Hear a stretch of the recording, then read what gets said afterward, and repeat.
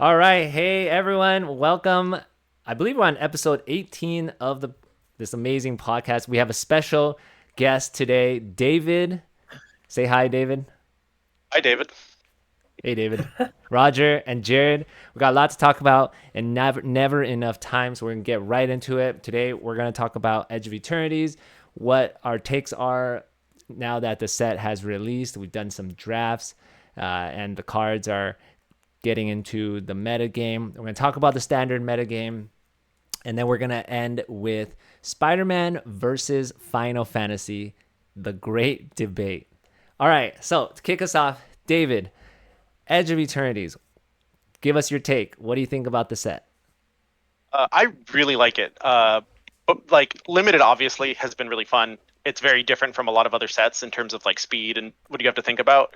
But as much as I like, at first I didn't think the space theme would work so well with Magic, but it just does. It's very like it fits oddly well. It still has its own unique like style to it, and the art is beautiful. Like just on the plain ass cards, some of the alternate treatments. Like overall, I'd be surprised if like I don't know who the set wouldn't appeal to. Like there's big stuff for commander players, there's stuff for standard, there's like it's just a really like cool theme. I don't know. I feel like this set would be a home run, except it came after Final Fantasy, but that's a different like problem. Jared, what are your thoughts?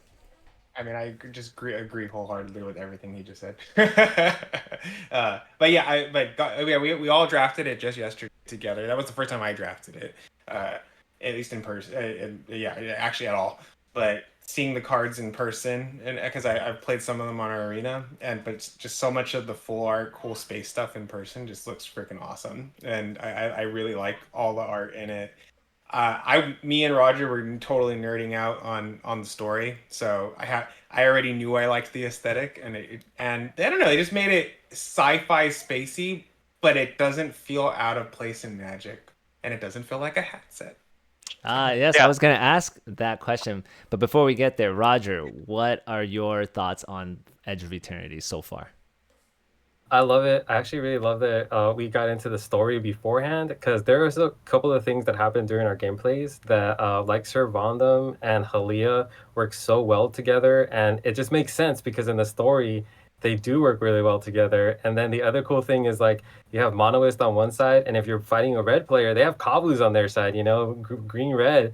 And in the story, like they go and massacre the Kabu, like it's pretty messed up genocide.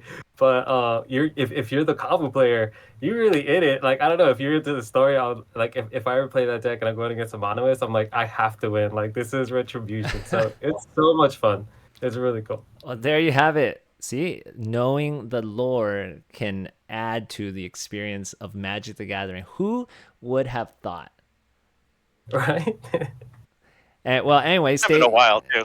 Yeah, I mean, well, you know what? Unfortunately, you're not going to be able to get that for Spider-Man or Avatar. The next two sets. Hopefully, we'll get something good in Lorwyn in January. But if you are a huge Spider-Man Avatar set, there's already a story, a lore, and you can still get an experience like that. You know, just like we did with Final Fantasy, right? And Lord of the Rings. So don't worry about that on that end. All right. So let's take a look at how the standard metagame has evolved since Edge of Eternities is released and the cards are out.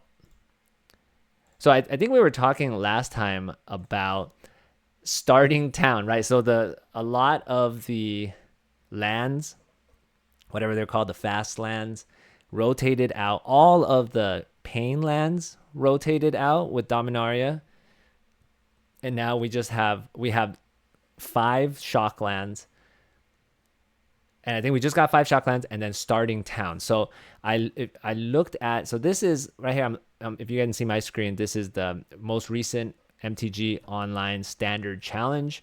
There were 79 participants, and on this website, I look at the number one most played card is starting town.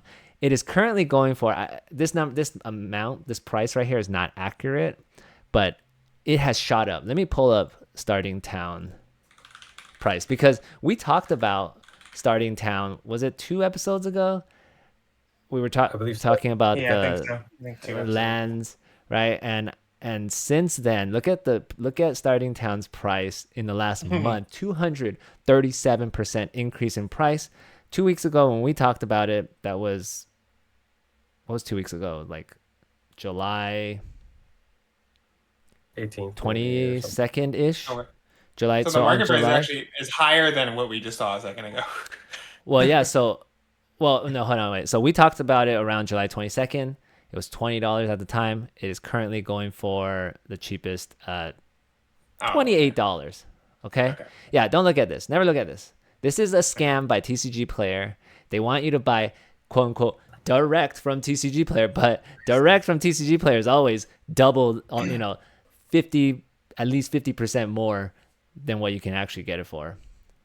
So, yes, $28 for Starting Town, and there's only a couple under $30, and it's gonna go. And look at the rise in Starting Town, the price.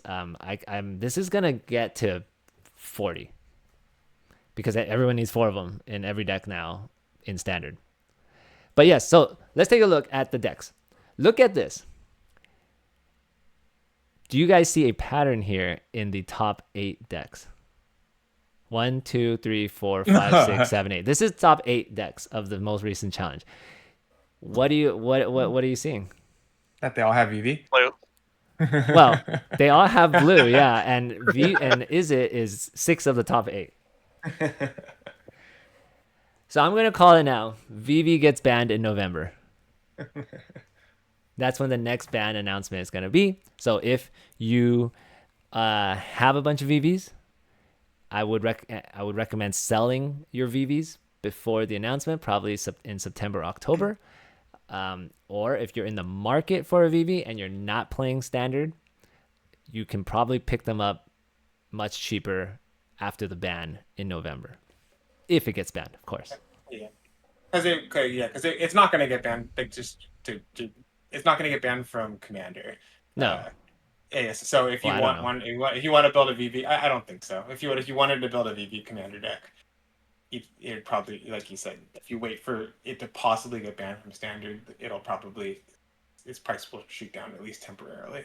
Yeah, because I'm thinking like, okay, either Vivi gets banned or Agatha's Soul Cauldron, but I could see a world. You know what? You know what's another really problematic card is the Flesh Grafter. What's his name? What is that? Is he in a lot of those decks too?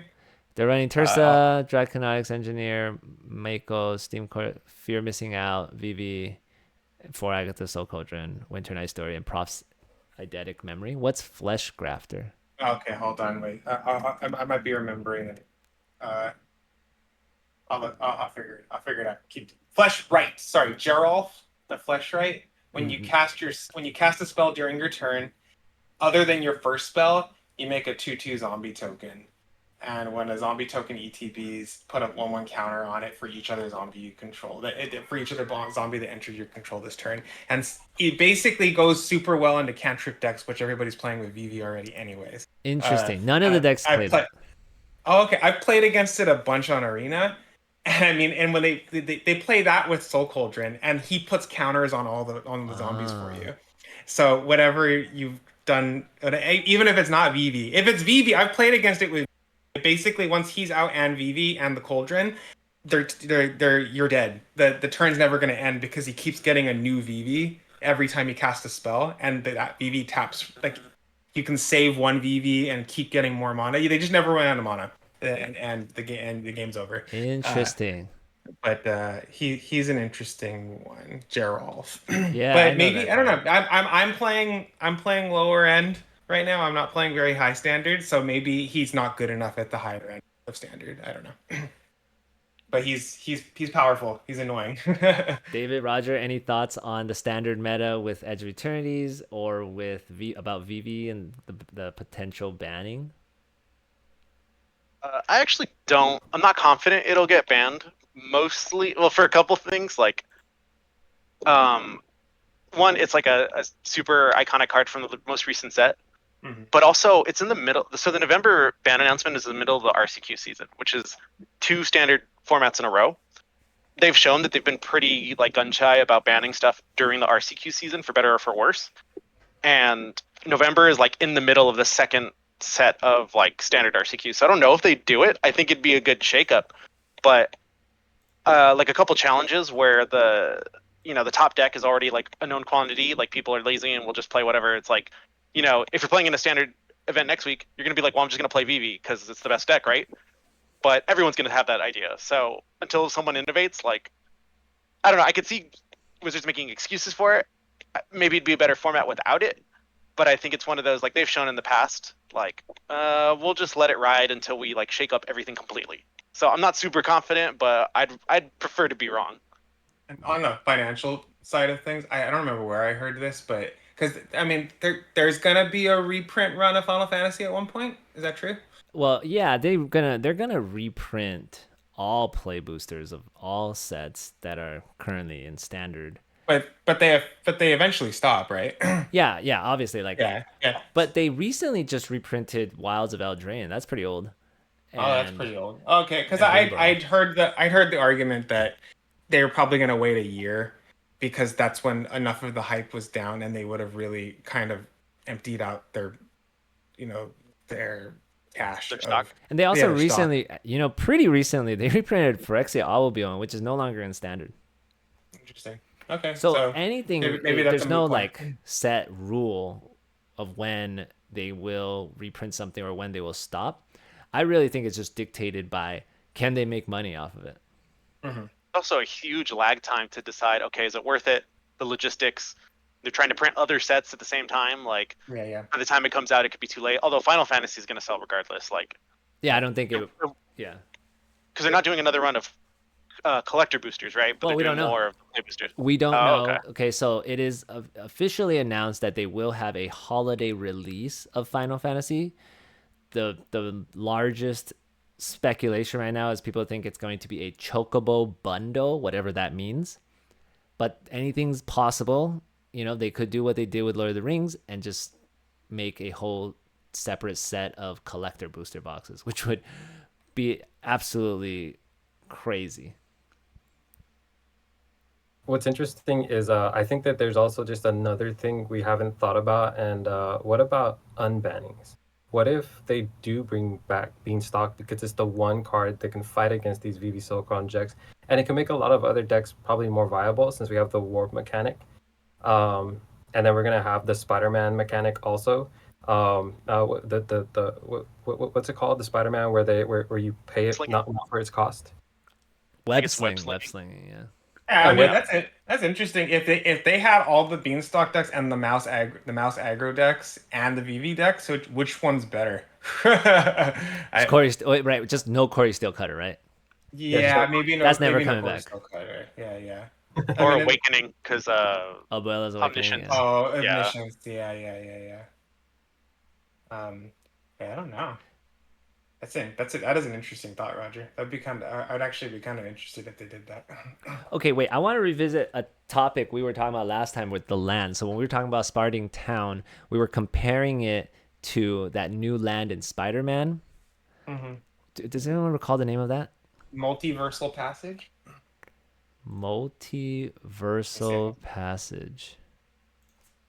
So, how do you feel about this land now? I still feel the same way than what I talked about last time. I think it's a great land, and it's gonna get played, but I still think Starting Town is better than it. So I think and I think that they, at least in standard, they might both get played for. I could think they could get both played 4 copies, but Starting Town, I think, will be worth more because every Commander player also wants Starting Town, and not every Commander player wants Multiversal Passage as much. And the argument I told you last time was, well, Starting Town can tap for whatever color you need when you need it, and this you choose it when it comes in, it's stuck. But isn't the beauty of it? Sometimes that can mess you up. But isn't the beauty of Commander is that you just put both of these in your deck? Of course, that's true too. But I don't know. I mean, but the thing is, they have every shock. Even a shock is better than this because it taps for 2 colors and you pay for the 2 life. And you can grab the shock with the fetch lands. Yeah, which this you can't because it doesn't count as a basic until you choose. But then again, the beauty of it is you would have all of them. I mean, well, that's why is starting town even good enough based on that? Like, isn't it better to basic land types? Like every surveil land and Right. every You're talking block about land, commander, right? right? And I mean, every dual land. Yeah, it's up against a lot of better competition in Commander. Yeah. commander, right? But still, I mean, City of Brass still gets played in that format, and basically starting town is City of Brass. Yep. Yeah. I'm just of the mind. I still think starting town's better.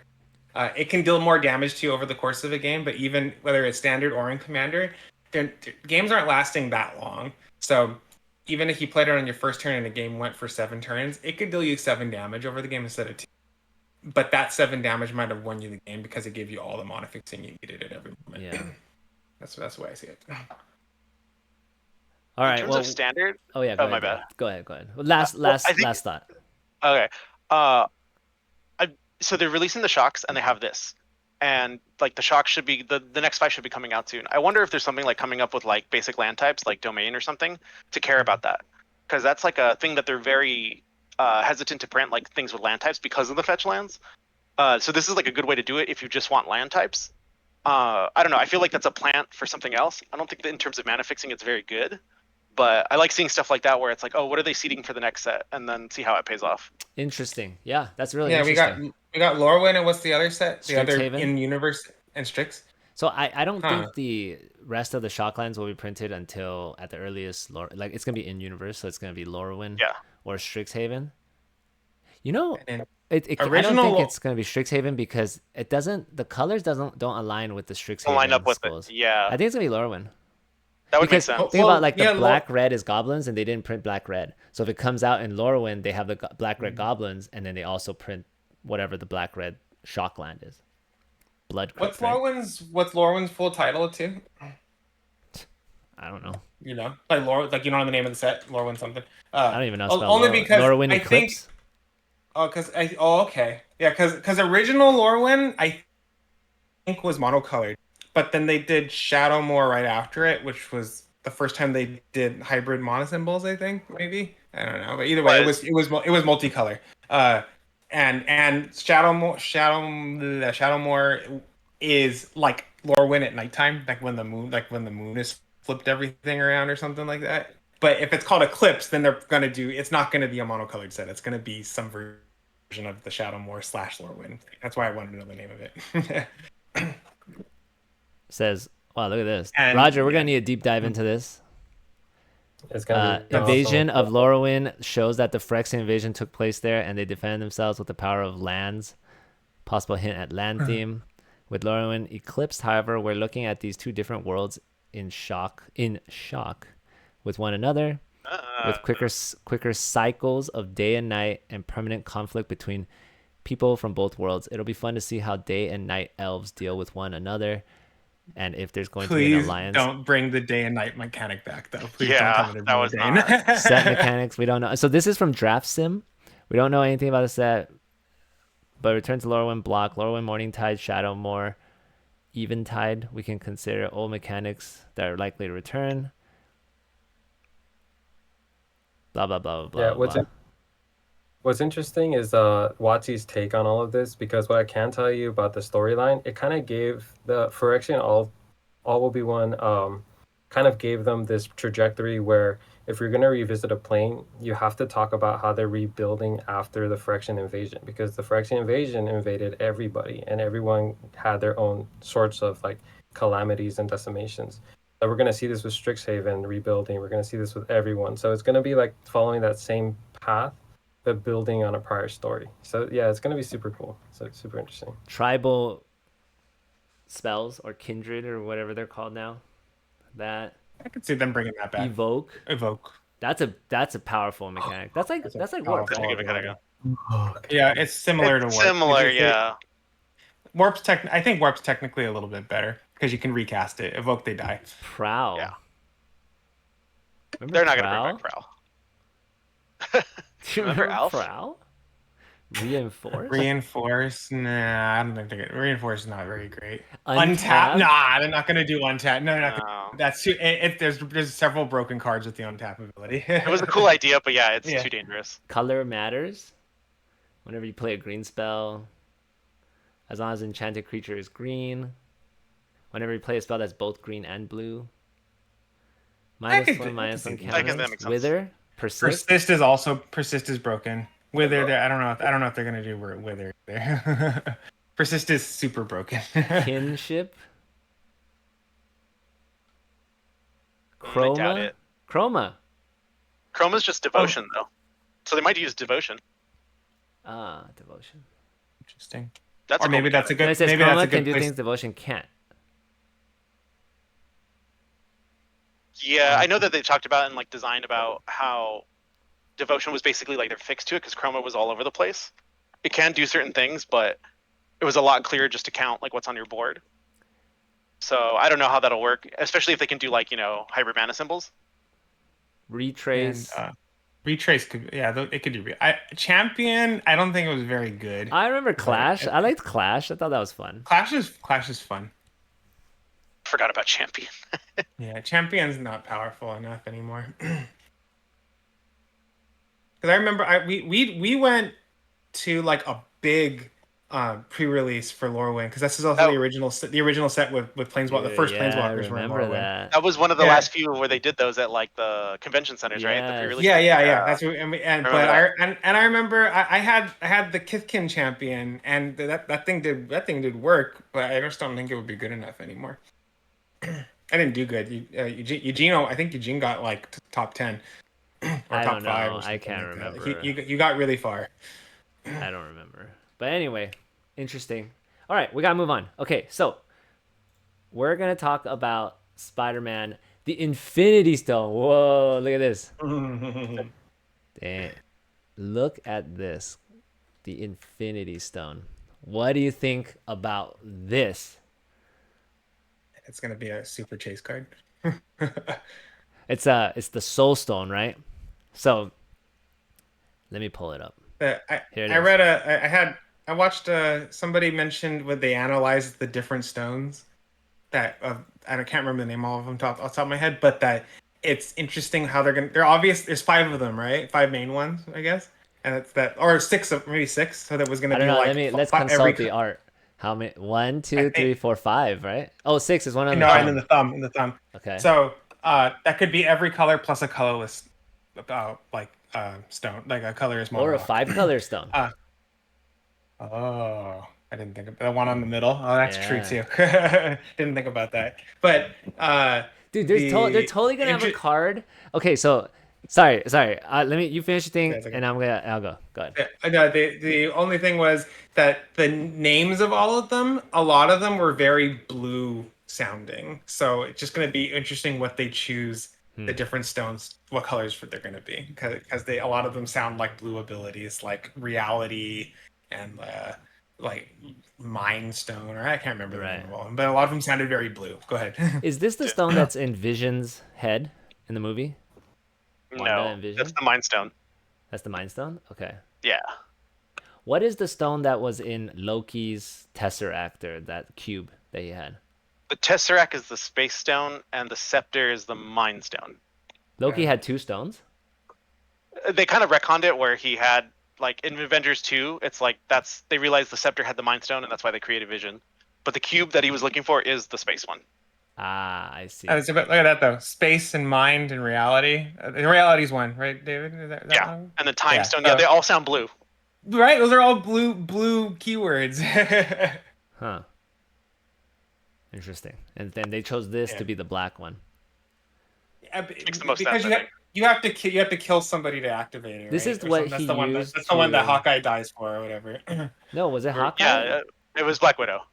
That's right. Oh, sorry, it was gonna be Hawkeye. To bring back Gamora? Okay. To get the stone at all, like you had to sacrifice someone. Oh, right. It wasn't to... So Thanos No, he killed Gamora to do sacrificed it. his daughter, right? Yeah, Thanos did. He sacrificed Gamora to get the stone, and then when the Avengers did it, they had to sacrifice someone, and then Black Widow and Hawkeye like fought to be the sacrifice. Wait, hold up. The Avengers had the stone. How did they lose the stone so that Thanos could later get the stone? It was the opposite. So Thanos got the stone in Infinity War, and then later on when he wins, he destroys the stones himself, and then so they do a time thing in the next movie where they go back in Okay. time to get the stones, like a Of different copy. course. Now, They do the Karn thing or the Shahrazad thing. right. So, what is the stone that's in the eye of Agamotto from Doctor Strange? There's a stone That's the in time there. stone. That's the time stone. Okay, interesting. Very interesting. I don't know anything about this. I mean, I've seen the movies, but I'm very confused. All right, so this stone. What do you think about the card? 2 mana, indestructible, adds a black. 6, tap it, exile a creature, and then you harness the stone. Once harnessed, its infinity ability is active.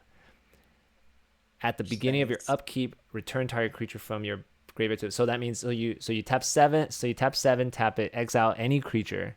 Then beginning of every upkeep, you bring a creature from your graveyard to the battlefield. Oh, that's like And so flavorful. That's awesome. Yeah, it's super flavorful.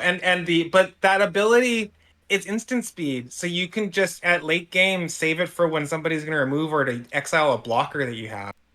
Can you only And do then it once? voila. Yeah, well you don't need to do it anymore. Yeah, Then but every I turn don't you get know. to bring it back. Yeah, I guess I can see you can do it. You could, yeah, if you wanted to. Yeah, It just exiles it though. It doesn't like add to Right. the card or anything. yeah. Interesting. But that thing's busted. Like that's like So busted. It's so yeah, busted. it's insane. This card, how much? Okay, how much do you think this card is gonna be worth? The regular base version, not any special treatments. 40? I think at least 40. Yeah. Do you think it will see play in standard? Probably not. No. So is it just a commander card? There would have to be some sort of combo for it to see play in standard, but probably just a commander card for now. Interesting. Okay. Let's take a look at the other variants of this. Oh, actually, That's super cool. Yeah, go ahead, Roger. Eugene, real quick. I listened to a pod, and it was interesting. Wait. You're listening to other pods other than our pod? It's a No, I'm just shame. kidding. You know, I didn't know there were other ones. Yeah, I mean, you should be if you're spending time to listen to a podcast, it should just be this one. So, go back, refresh yourself on everything we've ever said. You're good. You don't need to know anything else. No, I'm just kidding. Go ahead. These guys work off of game theory, so the whole thing is actually game theory, and they talk about several different games, but they touch on Magic. And an interesting thing they talked about in Magic was that there is I just forgot his name. Jesus, Urza's brother, Mishra. Mishra, and then there's another Urza's nemesis, the Phyrexian. Yawgmoth? Yawgmoth. Yeah. So Yawgmoth, the actual Good job, MTG David. card Yawgmoth, is a very powerful commander card. But then we have a card like Sephiroth that comes out, right? Sephiroth isn't as powerful as Yawgmoth. Sephiroth is 1 ETB, right? You sack a creature and you draw a card, whereas you can actually combo off with Yawgmoth. You could sacrifice and keep doing that and go infinite as soon as Yawgmoth, so you could instantly win the game, right? So Sorry, could you refresh my memory? What does Yawgmoth do? I would have to look it up, but basically you sacrifice a creature, draw a card, and then you give -1/-1 to something. -1 counter. Yeah, but if you give it to something that comes back in with like +1/+1 counter or something like that, then you could infinitely loop Yawgmoth. I forget what his Is actual it a combo. Yawgmoth Thran Physician? Yep, Yes. this guy right here, right? So you could go infinite with this card, right? And Yeah, it's a modern combo. the interesting thing that they were talking about was that is this a way for Magic, like the actual Wizards of the Coast, to kind of nerf the cards that we put in our commander decks or in our decks, because we like other cards' IPs and we want those to be in our decks? I mean, you could always play both, but sometimes people are like, no, I want Sephiroth to be the head of my commander because I really like Final Fantasy and this is my deck. So it's a nerfed deck. So kind of like the Infinity Stone, like I don't think it's a very strong card, and people might like put it in their deck. But there are other cards that are actually do the second ability much better. And you could actually like cheat the cost a little more. So you're actually if you put this into your deck, it's more of a flavor thing. Like you really love Marvel, you really want these, you really want to show these off, and you want to put this in your deck. Versus, I'm just gonna have the most optimal thing. So I thought that was a really cool take on the way that they saw that things were happening, and how we're gonna see commander players kind of building their decks later, maybe nerfing their decks, not having as strong cards, but because they really want these IPs into their decks. No, you know what? That's a really good point. I think I agree. People are gonna build Marvel decks, right? And they're gonna want the secret layer Marvel commanders or the cards. They're gonna want to assemble all the stones. I'm sure there's gonna be a card. So I think it's gonna be one Infinity Stone per Marvel set, probably, culminating in a Avengers set with Thanos assembling all the stones, and there's gonna be like a card where he like snaps his fingers and it like destroys half of all the creatures, exiles half of all creatures. Oh, that's gonna be win the game. It restarts the game. Oh. Just start it at Half-Life. It should like shuffle all the creatures from everyone's deck into two piles. I got what you. Now I understand the half creature. Right? Because like in the movie it happened randomly, right? So like it should be like take out all the creatures from your deck and your opponent's deck, shuffle all of them together into even piles, and exile one of the piles. That's flavorful. But you have to have all like 5 or 6 of the stones in play before you can do it. Someone needs to show this to Mark Rosewater. He makes it hard. That shit is hilarious. But yeah, so Roger, you think that the Soulstone's not that powerful? Like, I mean, it's a very slow ability. Here's the way I'm thinking: is that what I mentioned with David yesterday is that so lately a lot of like the mono rocks that they built for, I'm thinking as a commander player, that they've made it so that 2 to cast mono rocks are generally like, some of them come into play tap, Cold Steel Heart, but the other ones like Felwar Stone, blinking on some other ones, or even Prismatic Lens or Liquid Metal Torque. Those are they might come into play untap, but they tap for colorless mana, and they're 2 drops. But the two to cast rocks are the kind of the coveted ones that everybody has because it ramps you in a good curve in a commander game. 3 is kind of late. But the 3 drops usually come with an extra little cool ability attached to them, and they've made increasingly powerful ones lately. But now they're saying, "Oh, here's a 2 to cast rock that's legendary, which doesn't mean anything in Commander, and indestructible." It's indestructible, so it's already got one interesting upside. It taps for a colored mana, doesn't come into play tap. The other ones do, like a Cold Steel Heart, so it doesn't fix, but it's still a colored mana. And then it's got a very good late game application, but I understand it's not like I was even saying yesterday that this is not going to get used in CDH, so I know it's not that kind of powerful card, but it's going to be really valuable because every rank 2, 3, or maybe even 4 commander decks that are playing Cold Steel Heart and have black in their deck, well, they're going to say, well, screw that card. It's all upside, and look, they're gonna the collectors are gonna salivate over this. Just think about how cool it would be to have. Look at this one on the right. Look at this. We gotta end. We don't have time for the Spider-Man versus Final Fantasy debate, as it always happens. We'll come back next week to check that out. But last thing. All right, Soulstone, this version. Okay, it is not a one. It's not serialized, not 1 of 1, as far as we know. What do you guys think this is gonna go for? Look at this beauty of a card.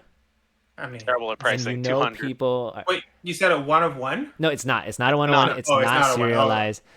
We don't think it's serialized. How much is this gonna go for?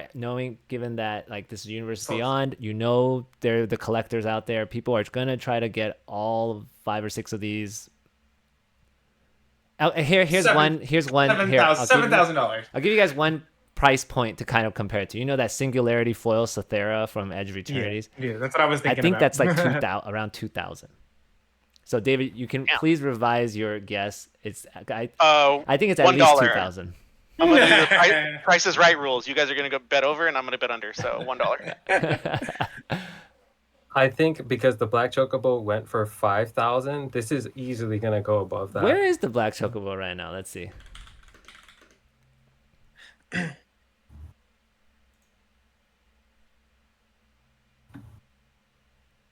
I don't even know how to find the traveling chocobo. Damn, I didn't realize they were going for that much. The black one, But those are the it's like 5, I think. I mean, there's none on the market. Oh no, it's okay. It's 7.5. Let's see how. Let's see.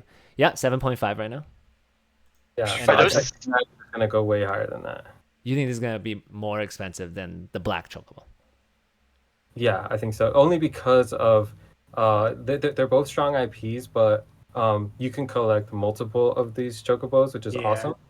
But it's like this Only is one. only printed in a limited window, and even to queue into that window to potentially buy it is going to be so difficult. So this Soulstone, only so many people are going to have it, and I think that's going to jack up the price. Versus you could buy boxes to get the black chocobo. This is gonna this. I No, think this is you have to open this the same way you can get a black chocobo. Open it in the collector packs. Oh, I thought this was just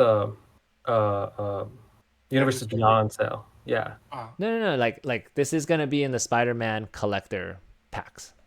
Just Oh, like it's how part of black, the set as a whole, yeah. just like Yeah, probably about the black same price, chocobo. You think about the same, like 5K, 7K. 5-7K, Jared, yeah. Jared. Oh, I said 7K. Well, here's the thing: like Black Chocobo is 7K, but it was like 4 when it first came out, right? It's like Yeah. 8 now or whatever the case, whatever the price is. This is a yeah. So I think this is gonna go up. I think the Black Chocobo is gonna hit 10. Yeah, I don't disagree with that. Eugene, real quick. Yeah. Before we sign off, Last especially words. 'cause I have to run out. Well, we're gonna end. Go ahead. Did you know that Final Fantasy marked an entire new world for Wizards of the Coast? Because normally it takes them about 6 months to make 200 million on Magic product. Final Fantasy made Wizards of the Coast $200 million in the first month of sale. Well, let's table that because we're gonna talk about sales and Final Fantasy when we have the great Final Fantasy Spider-Man debate next week. Thank you, everyone, Jared, Roger, David, for joining. Thank you, everyone, for watching or listening, and hope you'll join us next week where we finally get to this great debate. But realistically, a bunch of other stuff's gonna come up. We're gonna probably have to talk about all of that and never get to it. We'll see. All right, thanks, guys. See you later. Yep.